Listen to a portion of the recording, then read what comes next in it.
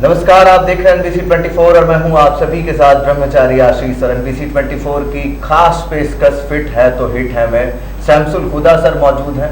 22 साल का एक लंबा अनुभव, MBBS की डिग्री, ऑर्थोपेडिक सर्जन। सीधा जुड़ेंगे उनसे, बातचीत करेंगे तमाम सारी चीज़ों पर, जिस तरीके से सिटिंग पोस्चर्स, फिर उसके बाद क्रिटिकल केसेस, सब चीज़ों के ऊपर आज विस्तार से चर्चा करेंगे। तो आइए बातचीत करते हैं। सर, आपका जो ये सफ़र था ये कैसा रहा? मेरा यह सफ़र बहुत ही रोमांचक रहा और बहुत ही इसमें लर्निंग एक्सपीरियंस रहा। लर्निंग एक्सपीरियंस इसलिए कहूँगा कि जैसे जैसे एक्सपीरियंस बढ़ता है आप बहुत एक एक्सपीरियंस के लेवल पे जाते हैं और साथ साथ में बहुत कुछ आप सीखते हैं और आपका लेवल अप होता है। तो लेवल अप कुछ इस तरह से होता है कि बेसिकली मैं एक सब लोगों की तरह ऑर्थोपेडिक सर्जन हूँ। जो मेरी खासियत है उसमें शब्द जुड़ता है इलिज़रो सर्जन। तो इलिज़रो क्या चीज़ है कि ये एक रेस्टोरेंट टेक्निक है जिसमें कि पैर या हाथ के बाहर हम लोग रिंग सिस्टम लगाते हैं। नॉर्मली फ्रैक्चर होता है तो अंदर नेल प्लेट लगाते हैं। उसके बाद कई बार एक्सीडेंट होता है कि जहाँ पे हमारा पैर चूर हो गया है, इन्फेक्शन है, ख़राब एक्सीडेंट है, बोन गैप हो गया, तो वहाँ पे अब मौका आता है कि पस आ रहा है तो पैर को काटना पड़ेगा। तो इस तरह से जब रशिया में वर्ल्ड वॉर 2 हो रहा था तो वहाँ पे प्रोफेसर इलिज़रो ने एक पेशेंट में जिसका पैर कटा हुआ था उसको इलिज़रो रिंग से, जो कि अंदर से प्लेट नहीं लगा सकते, बाहर से उन्होंने रिंग लगाया, उसको कंप्रेस किया ताकि हड्डी जुड़े। गलती से एक पेशेंट में उन्होंने कंप्रेशन के बजाय उसको डिस्चार्ज करने की दूरी बढ़ा दी। तो जब ये दूरी बढ़ाई गई तो उन्होंने एक मैजिकल चीज़ देखा कि वहाँ पर नया बोन उग रहा है, बोन रिजेनरेट, यानी कि नई बोन की खेती हो रही है। अच्छा जी, तो वही मेरा स्पेशलाइजेशन है, जिसका कि पहले तो मैं 10 साल तकरीबन दिल्ली में रहा।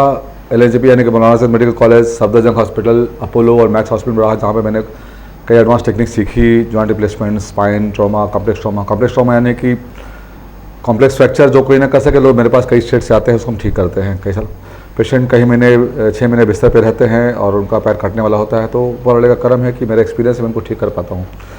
यहाँ पे इलिज़रो का सर्जरी का रोल होता है कि उसके बाद मैं ट्रेनिंग के लिए अमेरिका गया, वहाँ मैंने एडवांस डिफॉर्मिटी करेक्शन का ट्रेनिंग लिया। फिर मैं रशिया गया, रशिया जो इसका कुर्गान जो इसका हब है, जहाँ जो इसका मक्का है, वहाँ पे हमने गए और वहाँ पे हमने इसका एडवांस ट्रेनिंग लेके आई। तो अब इस बारे में बताना चाहूँगा कि रिंग सिस्टम से अब हम क्या करते हैं। उसमें क्या होता है कि सपोज़ को किसी का पैर है, यहाँ पे 5 इंच का हड्डी का गैप हो गया है, ऊपर से बाहर फ्रैक्चर किसी ने लगा दिया कि शायद बच जाए, और 2 महीने के बाद बोलते हैं पैर तो सूख गया है, हड्डी है ही नहीं बीच में, पैर तो काटना पड़ेगा। वहाँ पे हम क्या करते हैं कि जो बीच का सड़ा बोन हटा देते हैं, उसके बाद उसी रिंग पर ऊपर या नीचे कहीं पे बोन काटते हैं और धीरे धीरे बोन को ट्रांसपोर्ट करते हैं 1 mm पर डे। जब बोन को नीचे ट्रांसपोर्ट करेंगे, गैप सट गया और ऊपर खाली गैप बन गया, स्लो ग्रेजुअल जो ट्रांसपोर्ट करते हैं वहाँ पर नई हड्डी बनती है। That is called the art of limb regeneration या बोन ट्रांसपोर्ट। तो वो पार्ट है कि हम नई हड्डी को बना सकते हैं। तो इस तरह से कई ख़राब एक्सीडेंट्स के केस होते हैं। मेरे पास एक पेशेंट राजस्थान से आया, वो 6 महीने बेड पे था, चल नहीं पा रहा था और उसका पैर करीबन 7-8 दिन बचा, जो अपना बिजनेस कर रहा है, चला रहा है, तो उस तरह से पैर बचाया गया, बोर्ड जेनरेट किया गया। मेरा एक छोटा सा क्वेश्चन था सर जी। जैसे मान के चलिए कि ये एक हड्डी है, ठीक है जी जी, तो ये अगर टूट गई तो इसको कैसे मतलब जोड़ते हैं, इसके बीच में गैप देते हैं? नॉर्मली जो हड्डी टूटती है उसकी या तो नली के अंदर हम नेल लगाते हैं या बाहर प्लेट लगाते हैं। ये एक रेगुलर फ्रैक्चर सर्जरी है जो कि सारे लोग करते हैं। लेकिन जो हड्डी है, सपोज को ले इतना हड्डी सड़ी हुई है, वो बाहर से एक्सपोज है, बाहर से हड्डी दिख रहा है, वो मर चुका है, तो इतना हड्डी काट के फेंकना पड़ेगा, यानी कि हड्डी ऐसी हो गई, ये गैप हो गया। हाँ, उस गैप का आप क्या करेंगे? बिल्कुल नीचे का हिस्सा तो बिल्कुल अलग है, वो मर सकता है, उसके लिए हम ऊपर से हड्डी काटेंगे और उसको धीरे धीरे नीचे सरकाएंगे और ये जो गैप ऊपर बनेगा वहाँ नई हड्डी बन जाएगी। कभी मैं आपको रिंग पे दिखाऊंगा। तो ये अच्छा, ये मैजिकल टेक्निक है, तो उसको हम मैजिक इलिज़रो कहते हैं। दूसरा जो इसका उपयोग होता है, कई बार आपने देखा होगा कि पैदाइशी पैर बच्चों का टेढ़ा है, उसको क्लब फुट कहते हैं। और बच्चे बड़े हो जाते हैं, कई ऐसी लड़कियाँ होती हैं शादी नहीं हो रही है, 17 साल की हो गई कि बेटी की शादी करना है, या फिर कई लोग बड़े हो गए लंगड़ा के चल रहे होते हैं, अपंग होते हैं, तो डिफॉर्मिटी करेक्शन कहते हैं, उसको 100% करेक्शन किया जाता है। तीसरा, अगर देखा जाए पोलियो है या किसी एक्सीडेंट की वजह से पैर छोटा बड़ा हो गया, तो इससे हम पैर को लंबा कर सकते हैं, लिम्ब लेंथनिंग में करते हैं। अच्छा, कुछ लोग ऐसे होते हैं जो शूज में अपने लेयर लगा के करते हैं, पैर छोटा हो गया और लंगड़ा के चल रहे हैं, जूता लगा के रखे हैं, तो उसको हम इलिज़रो से लिम्ब लेंथनिंग करते हैं और पैर को बराबर करते हैं, लंगड़ाहट खत्म होती है। तो ये 3 उपयोग होता है। ये कितने डिस्टेंस तक मतलब स्ट्रेंथन करके किया जा सकता है? लगभग नॉर्मल लोग जो है 4 से 5 सेंटीमीटर करते हैं, मैंने 20 सेंटीमीटर तक किया हुआ है। 20 सेंटीमीटर, जो कि बड़ा गैप, इतना गैप होता है, यानी कि बिल्कुल आपका हड्डी बिल्कुल नहीं है, उसको हम कर सकते हैं। तो ये मैजिक इस तरह से होता है, ये मेरी स्पेशलिटी है। तो इसके लिए मैंने करीब 6 या 7 कंट्रीज में मैंने लेक्चर लिया हुआ है मैं इसका इंटरनेशनल फैकल्टी हूँ और अभी जो हमारा इसके सोसाइटी है आसामी इंडिया, इसका मैं फ़िलहाल एट प्रेजेंट नेशनल सेक्रेटरी भी हूँ। बहुत महंगा होता होगा ये तो? बहुत महंगा नहीं है। जैसे आप रेगुलर फ्रैक्चर सर्जरी तो रेगुलर चार्जेस होते हैं, जैसे स्पाइन सर्जरी या जॉइंट रिप्लेसमेंट एक महंगी सर्जरी है, ये सब सस्ता ही होता है। मतलब फिर भी मान के चलिए कितने ऐसे केसेस आते हैं लोगों के लिए? तो मेरे पास जो आप उसके प्राइस के बारे में जानना चाह रहे हैं, तो एक बहुत ही एवरेज मैं बता रहा हूँ कि फ्रैक्चर होता है कोई भी 20,000 30,000 40,000 में होता है। जॉइंट रिप्लेसमेंट लाख 1.5 लाख 2 लाख जाता है। ये अगर दिल्ली या बॉम्बे चले जाएंगे तो वहाँ उसको 3 लाख 4 लाख 5 लाख खर्च होता है, मैं उसको 1 लाख के अंदर निपटा देता हूँ। तो मेरा ये भी मकसद है कि पेशेंट जो 6 महीने से बेड पे है वो रेगुलरिटी नहीं कमा रहा है, पैसा से टूट चुका है, समान सेवा टाइप तो मदद तो करनी होगी ना, तो मदद करते हैं, उसको कम खर्च पर निकाल लेते हैं। तो ये बड़ा है कि अगर मैं डॉक्टर होके अगर मैं किसी काम नहीं आ सकूं तो फिर मुझे डॉक्टर किससे पढ़ने बनाया है। अच्छा, ये तो क्रिटिकल केसेस हो गए। हाँ। आम जनजीवन में जब लोग अपने जीते हैं जी। तो उस समय स्पाइंस के प्रॉब्लम आते हैं या फिर कितने बार एज के साथ साथ यहाँ पे भी घुटनों में भी जो पेन वगैरह होता है, गठिया होता है जी। तो इन सब चीज़ों से कैसे निजात मिलेगा? आज की डेट में चूँकि हमारे लाइफस्टाइल में सेडेंटरी लाइफस्टाइल ज़्यादा है, हम घर में ज़्यादा रहते हैं, फिजिकल एक्टिविटी कम हो गई है, बाहर जा नहीं पाते हैं, तो बोन कमज़ोर होती है। तो एक एज आने से पहले ही, हाई एज में तो होता ही है, एक एज से पहले लोगों को घटिया घुटने गठिया होता है, स्पाइन में स्पॉन्डिलोसिस होती है, कमर दर्द होता है, थोड़ा सा वजन उठाने पे डिस्क प्रोलैप्स हो जाता है। तो उसके लिए 2-3 बातें हैं। एक तो आपको फिजिकल एक्टिविटी में रहना चाहिए, एक्टिव होना चाहिए, अच्छा भोजन होना चाहिए, फिट रहना होगा। उसके बाद भी अगर आपको प्रॉब्लम आ गई है तो उसके लिए 3-4-5 चीज़ें होती हैं। चूँकि मैंने रोमेटॉइड में मैंने जॉन हॉपकिंस से मैंने फेलोशिप किया हुआ, आर्थराइटिस का मैं एक्सपर्ट भी हूँ। आर्थराइटिस के लिए दवाइयाँ होती है, बहुत एडवांस दवाई है जो कि यंग एज में रिवाइव करता है। उसके अलावा फिजियोथेरेपी होती है, फिजिकल एक्सरसाइजेस होती है और उसकी स्पेशल मेडिकेशन चलती है जिससे वो ठीक होता है। बहुत ओल्ड एज है या बहुत सीवियर है तो हम सर्जरी भी करते हैं, डिस्क निकालते हैं, जॉइंट रिप्लेसमेंट करते हैं, जो कि आज फैशन हो गया है कि मैक्सिमम लोग जॉइंट रिप्लेसमेंट करा लेते हैं। मैं भी रेगुलर करता हूँ। आधे से ज़्यादा केस में उसको फिजिकल एक्टिविटी से या कुछ डिफॉर्मिटी करेक्शन सर्जरी से उसको मॉडिफाई कर सकते हैं। अच्छा, कितना बार बोलते हैं सर कि हड्डी घिस गया यहाँ पे, वो लिगामेंट घिसता है? एक अगर हम देखेंगे 30, 40, 50 तक तो लिगामेंट घिसता है, उसके बाद फिर प्लस में हड्डी भी घिस जाती है, पैर टेढ़े हो जाते हैं। तो वो डिपेंड करता है कि पहले लिगामेंट का क्लियर होता है फिर हड्डी होती है। इसका एजिंग से ही रिलेशन है या फिर खाना पीना एंड ऑल इन सब? दोनों तीनों से रिलेशन है। अगर नॉर्मल जो एक हेल्दी पर्सन है वो एक एज के बाद 50-60 के बाद उनका घुटना होता है घिसता है तो एजिंग होता है। दूसरा, अगर आपको रोमेटॉइड आर्थराइटिस है जो प्रॉपर गठिया होता है या एंकिलोजिंग स्पॉन्डिलाइटिस है, वो तो किसी भी एज में 25-30 एज में जो है घुटना या स्पाइन या कूल्हा पूरा घिस जाता है, तो हमें कई बार जो है 20-30 साल में भी घुटना बदलना पड़ता है। या अगर पेशेंट कॉन्शियस है, एक्सरसाइजेस कर रहा है, जो प्रॉपर गाइडेंस दिया गया है, तो वही जो जॉइंट डैमेज होता है उसको कई बार मैक्सिमम केसेस में लोग वक्त से पहले उसको डैमेज होने से बचाते हैं और वो ठीक भी होता है। अच्छा, टेम्परेचर से भी कुछ लेना देना है क्या? जैसे बहुत ज़्यादा नहीं, ये गर्मी है आजकल बहुत ज़्यादा है या फिर ठंड, शीतलहरी, ये सब? गर्मी में डिहाइड्रेशन होता है, जॉइंट्स में वाटर कंटेंट अच्छा होता है, तो अगर गर्मी है तो आपको वाटर कंटेंट मेंटेन करना चाहिए, पानी खूब पीना चाहिए। यूरिक एसिड का कुछ रिलेशन है घुटने से? एक सबसे कॉमन गठिया का टाइप है जिसको कि हम लोग गाउट कहते हैं, जो कि यूरिक एसिड के बढ़ने से होता है, यूरिकोसूरिया होता है।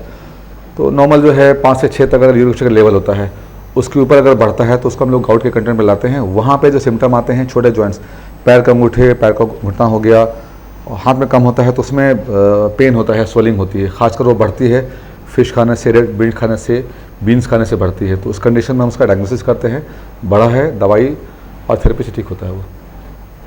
तो इसमें मतलब मेरे जान पहचान में कोई था, मुझे देखने को मिला कुछ दिन पहले, तो उनका यूरिक एसिड ऐसे बढ़ा तो डॉक्टर ने कहा कि ये पनीर वगैरह खाना कम करने के लिए, बिल्कुल प्रोटीन रिलेटेड थिंग्स शायद अवॉइड करते हैं। हाई प्रोटीन जो होता है या प्यूरिन कंटेंट जो होता है, खासकर सिर्फ एक यूरिक एसिड वाला गठिया होता है जहाँ पे खाने का परहेज बताते हैं, जहाँ पे पालक, चना, मूंग, मछली, मटन, एक का पीला या प्रोटीन हम लोग मना किया जाता है, बाकी दवाई से ठीक होता है। ऐसे प्रोसेस में खाना क्या चाहिए मतलब इस टाइम पे? फल वगैरह?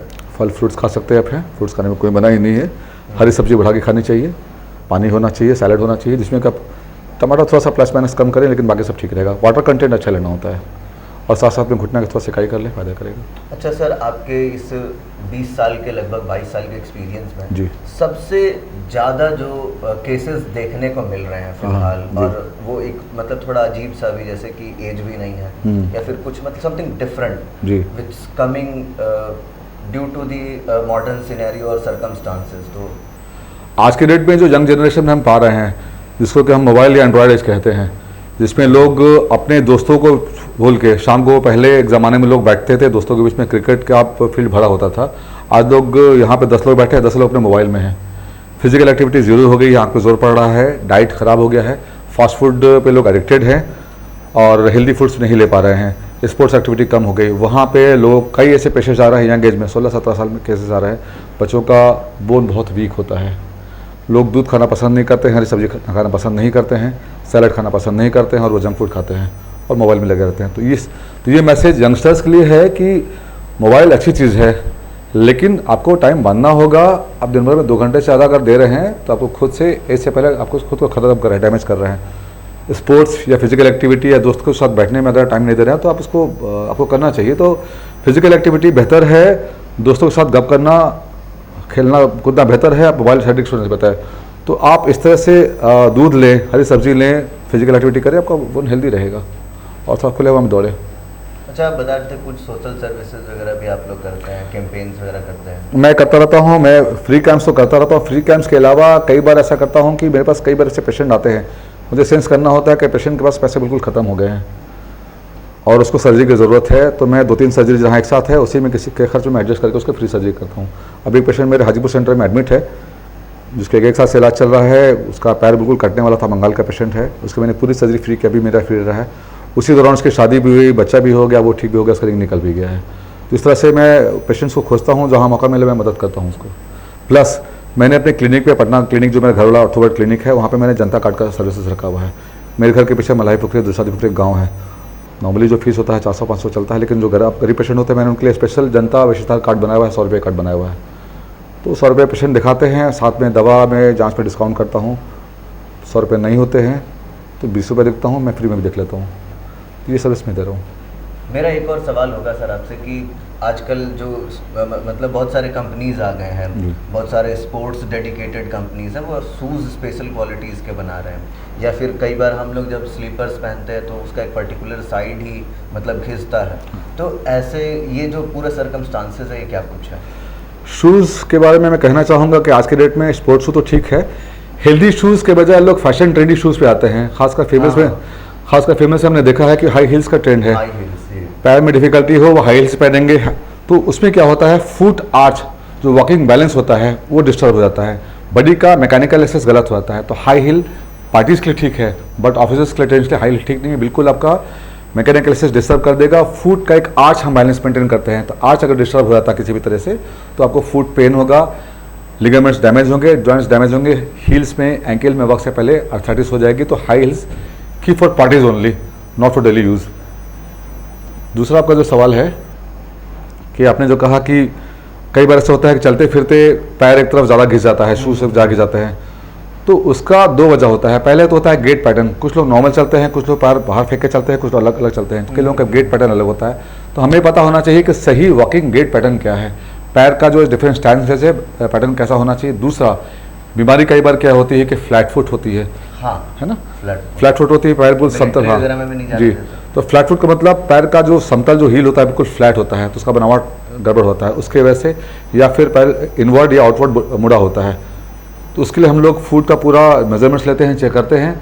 तो अगर फ्लैट फुट है या हील का डिस्टर्बेंस है, मैकेनिकल डिस्टर्बेंस है, तो उसको बहुत सिंपली हम लोग फुट के अंदर इंसोल्स लगा के बैलेंस करके उसको ठीक कर सकते हैं। वो ठीक हो सकता है, बिल्कुल करेक्टेबल है। कितना टाइम लगेगा लगभग उसमें? उसमें एक्सरसाइजेज होते हैं, हील सपोर्ट होता है, आर्चेस होते हैं, ठीक होता है। जो कि बहुत सीवियर होता है वही सर्जरी होती है। 90% केसेस हम लोग एक्सरसाइज से, हील सपोर्ट से ठीक कर सकते हैं।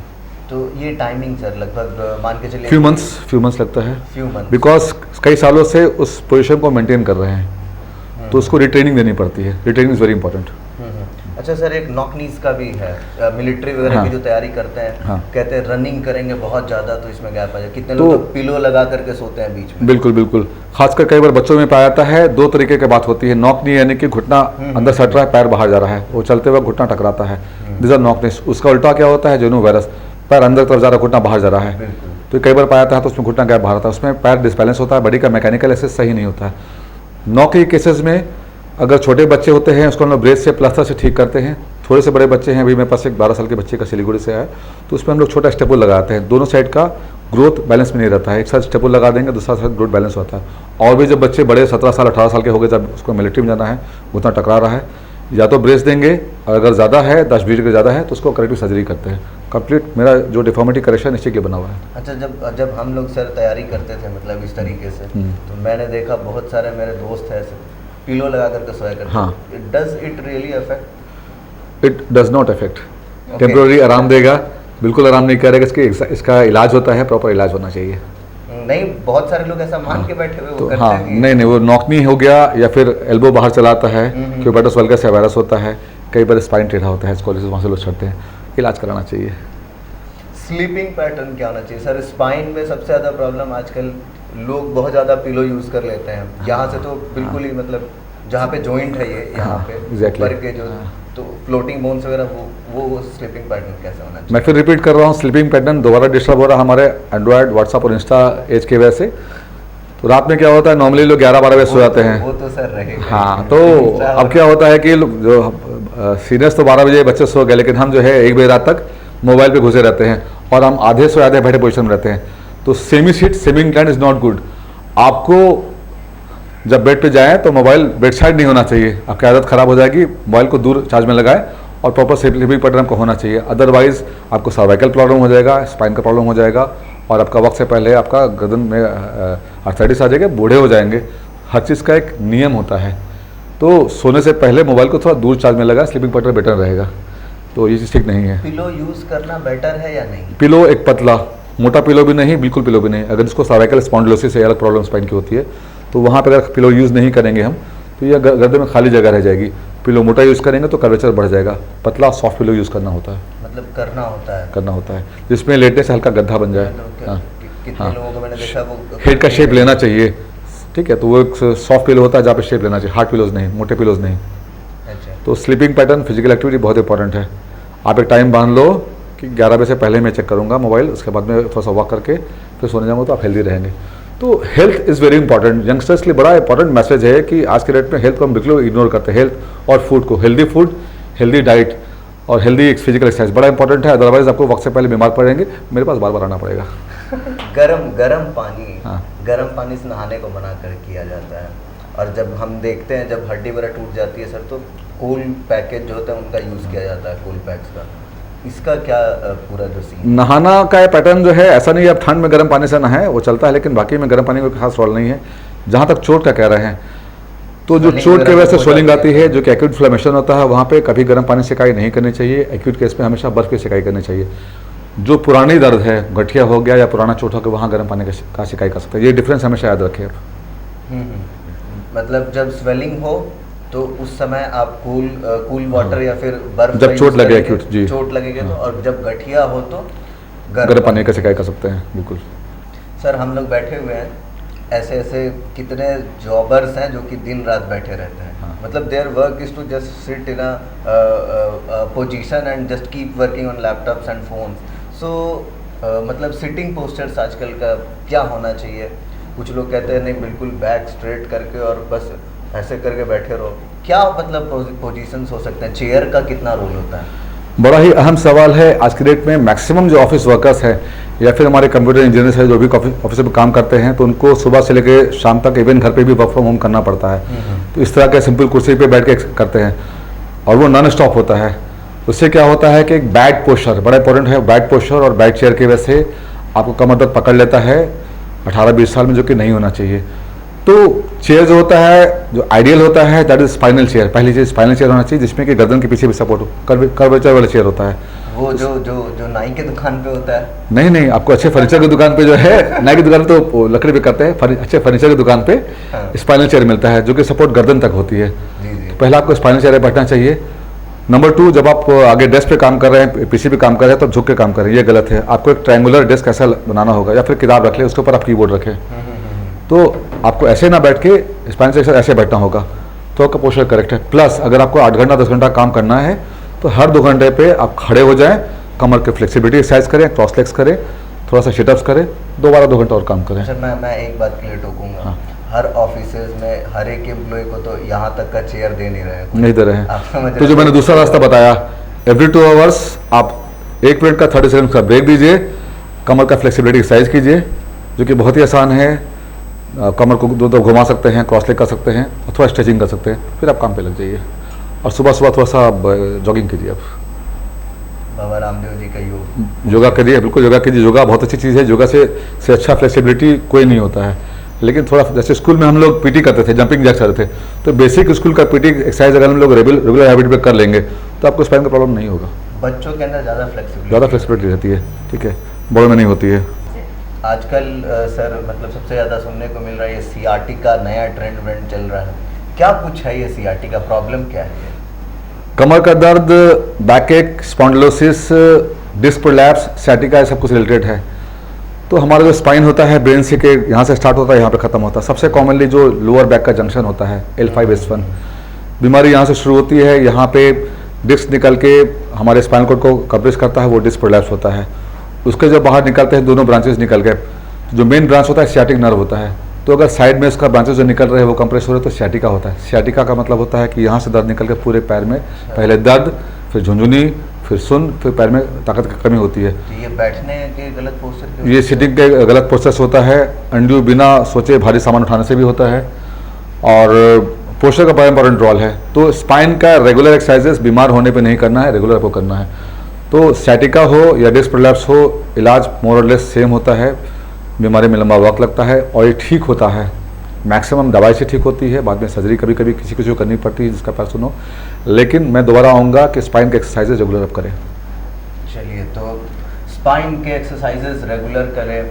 तमाम वो मिलिट्री के स्टूडेंट्स जो तैयारी करते हैं, देखिए आजकल देश में रोजगार को लेकर के चर्चा है, तो जो लोग तैयारी करते हैं वो लोग, जब हम भी पढ़ाई किया करते थे तो ऐसे ही पिलो वगैरह लगाया करते थे लोग। लेकिन आज सीधा सीधा सैमसुल सर ने बताया है कि ऐसे कुछ नहीं होगा, अब डॉक्टर से जल्दी मिल लें, वो ज़्यादा कारगर है। उसी के साथ साथ सिटिंग पोस्चर्स को लेकर के, स्लीपिंग पोस्चर्स को लेकर के, जब सोते हैं रात में तो फ़ोन को अपने पास से थोड़ा दूर रखिए, थोड़ा सा फ़ोन से दूरी बनाइए। बिकॉज और जब सोते हैं तो पिलो को लेकर के भी एक बहुत बड़ा क्वेश्चन रहता है अक्सर कि हम कितने मतलब ऊंचाई का पिलो रखें, यूज़ करें, तो उसमें भी थोड़ा सा रखें और फिर उसके मतलब कुछ प्रॉब्लम्स नहीं होनी चाहिए। तो तमाम चीज़ों के ऊपर एक विस्तार से चर्चा की हमने। हमारे साथ थे सैमसुल हुदा सर। बहुत बहुत धन्यवाद सर आपका। धन्यवाद।